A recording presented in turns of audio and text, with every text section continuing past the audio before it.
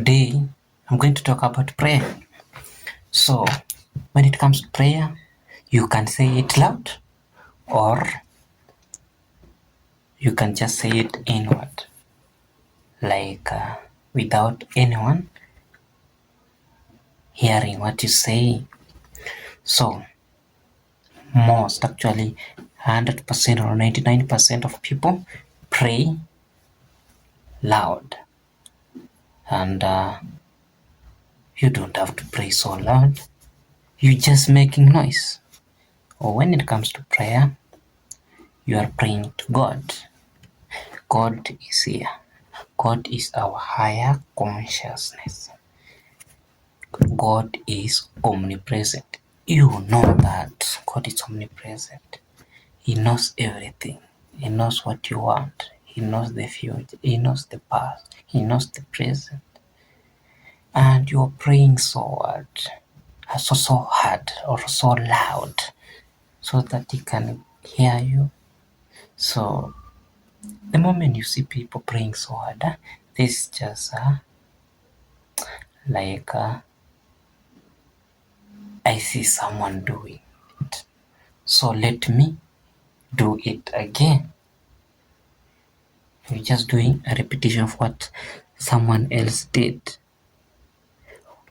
Or you are praying just as an ego thing.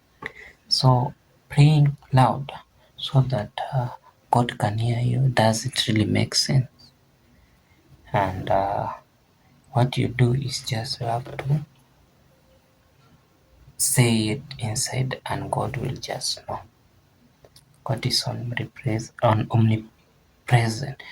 and what it means by that is He knows everything. He knows what you need, and you just have to stay put. So in Matthew chapter 6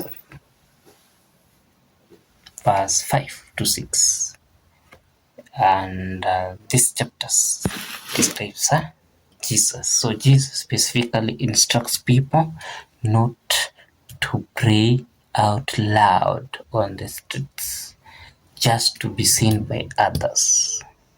Instead, he says, go into a private room, close the door, and pray to your Father in secret. Even the Bible says you don't have to shout it so that we can, or so that God can hear you. So if you are saying it loud, you are like the Bible says, people should not pray out loud on the streets just to be seen by others. That is ego. You're praying it out loud so that other people can hear you. So that's a form of ego. But the prayer is only meant between two parties, you and God.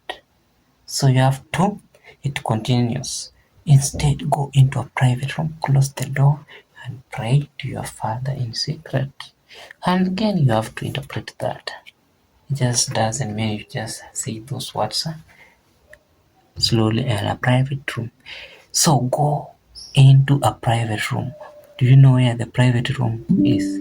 The private room is inside your brain, your mind.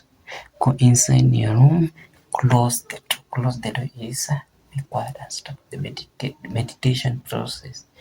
Then you will be able to connect with your higher consciousness. Through that, you are going to pray to your Father. You are connecting with your consciousness. So, go and evaluate your mindset, meditate, then you will be able to connect with the higher consciousness. That's what prayer is. So, and when you pray, do not be like hypocrites. Hypocrites are the ones saying it out loud, for they love to pray standing in the synagogues and on the street corners to be seen by others. Truly I tell you, they have received their reward in full. But when you pray, go into your room, Close the door and pray to your Father who is unseen. Then your Father who sees what is done in secret will reward you. And when you pray, do not keep on babbling like pagans, for they think they will be heard because of their many words. Do not be like them, for your Father knows what you need before you ask Him. Your Father is omnipresent. Your Father is your inner consciousness. That means He is inside you. The way He's inside you is also inside me, is also inside the other person. So He knows more my state of being. The other person's state of being is omnipresent, is everywhere.